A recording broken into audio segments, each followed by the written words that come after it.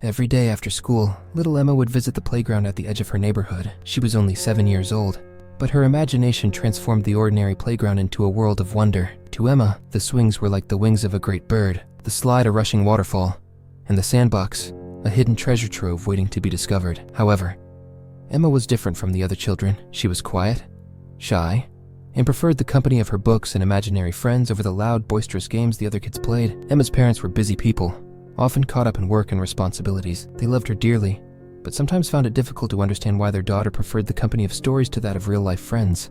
"Emma, why don't you go play with the other children?" her mother would ask gently, seeing her daughter sitting on the edge of the playground with a book. "They're having so much fun." Emma would simply smile, her big blue eyes shining behind her glasses. "I am playing, Mommy," she'd reply, her voice as soft as a whisper. For her, the playground was not just a place to play.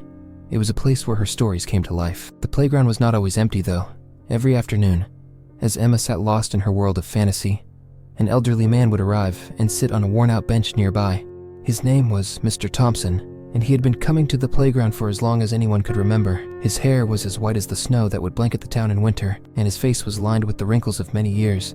Despite his age, his eyes were bright and full of life, always watching the children with a gentle smile. Most of the children paid little attention to Mr. Thompson. He was just the old man who sat on the bench every day, watching them play. But Emma noticed him. She noticed how he would occasionally chuckle at the children's antics, how he'd always have a thermos of tea and a small book in his hands. To her, Mr. Thompson wasn't just an old man, he was a guardian, a wise observer who knew all the secrets of the playground. One day, after a particularly rough day at school, Emma arrived at the playground feeling sad. Some of the other children had teased her about her glasses, calling her names that hurt more than she wanted to admit. She sat on the swings, her feet dragging in the sand, not feeling like playing in her imaginary world that day. Mr. Thompson noticed the change in her demeanor.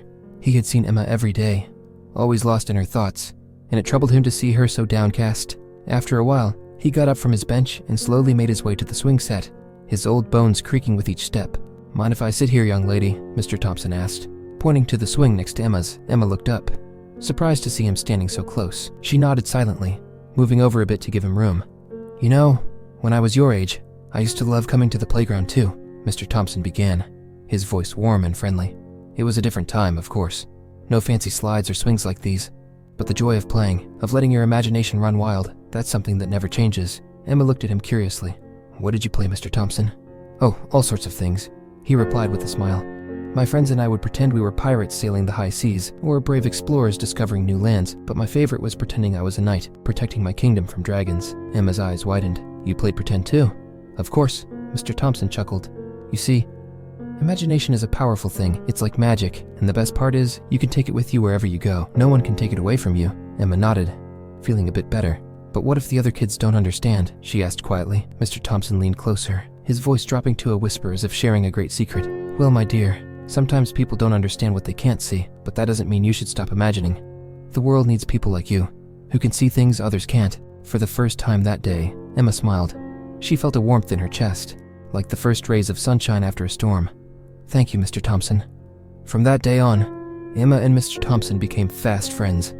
Every afternoon, they would meet at the playground, sharing stories and adventures. Sometimes, they would pretend they were traveling to far-off lands, while other times, they would simply sit and talk about life. Mr. Thompson would tell Emma about his childhood, about the world he grew up in, and the adventures he had. In return, Emma would tell him about her day, her dreams, and the stories she was reading. As the days turned into weeks, and the weeks into months, Emma grew more confident. The other children still teased her sometimes, but their words didn't sting as much. She had a friend in Mr. Thompson, someone who understood her, who valued her imagination. And in return, Emma began to see the world not just as a place for make-believe, but as a place full of real people with their own stories. One afternoon, as the leaves began to change color, and the air grew crisp with the first signs of autumn, Emma arrived at the playground with a special surprise. She had been saving her allowance for weeks, and had bought a small, beautifully bound notebook. "This is for you, Mr. Thompson," she said, shyly, handing the notebook to him. "I thought you could write down your stories in it." Mr. Thompson took the notebook, his eyes glistening with emotion. "Thank you, Emma. This is the most wonderful gift anyone has ever given me." As the seasons changed, so did their friendship. Emma continued to visit the playground, but as winter approached, Mr. Thompson's visits became less frequent. His age was catching up with him, and the cold weather made it difficult for him to leave his home. But every time he could, he would still come to the playground, and they would share a story or two, sitting on the swings. One day, just as the first snow began to fall, Mr. Thompson didn't show up at the playground. Emma waited for him, her breath visible in the cold air, but he didn't come. She felt a pang of worry, but she told herself he would be there the next day. But the next day came and went, and still Mr. Thompson didn't come. Emma asked her parents if they knew where he lived, but they didn't. Days turned into weeks, and as the snow piled up and the holidays approached, Emma couldn't shake the feeling that something was wrong. Then, one evening, as her family was decorating the Christmas tree, there was a knock on the door. Emma's mother answered, and to her surprise, there stood a young woman holding a small, neatly wrapped package. "Is this Emma's house?" the woman asked. "Yes, I'm her mother," she replied. "Can I help you?" The woman smiled sadly. "I'm Mr. Thompson's granddaughter. He asked me to give this to Emma." Emma's heart leapt as she ran to the door. "Is he okay?" she asked, her voice full of concern. The woman's smile wavered, and she knelt down to Emma's level. "My grandfather passed away a few days ago, sweetie, but before he did, he wanted you to have this." Emma's eyes filled with tears, but she took the package carefully. "Thank you," she whispered. The woman hugged her gently. Before standing and saying goodbye, Emma went to her room, sitting on her bed as she unwrapped the package. Inside was the notebook she had given Mr. Thompson, now filled with stories. On the first page was a note written in his neat, old-fashioned handwriting. "Dear Emma, you have brought so much joy into my life with your stories and imagination. I've filled this notebook with the stories we've shared, and a few of my own that I never got to tell you. I want you to keep dreaming, keep imagining, and most of all, keep being you. Thank you for being my friend. With love, Mr. Thompson." Emma hugged the notebook to her chest, tears streaming down her face. She missed her friend terribly, but she knew he would always be with her in the stories they had shared.